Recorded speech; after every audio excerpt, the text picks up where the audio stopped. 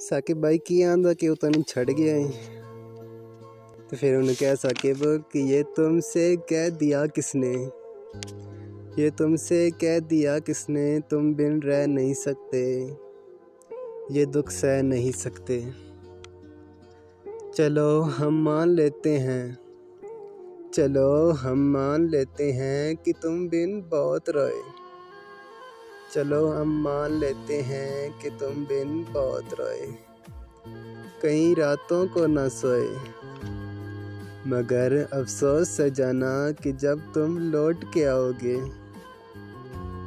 कि जब तुम लौट के आओगे हमें तब्दील पाओगे, बहुत मायूस होगे तुम। अगर तुम पूछना चाहो कि ऐसा क्यों किया हमने, अगर तुम पूछना चाहो कि ऐसा क्यों किया हमने, तो सुन लो गौर से जाना, पुरानी एक रिवायत तोड़ दी हमने।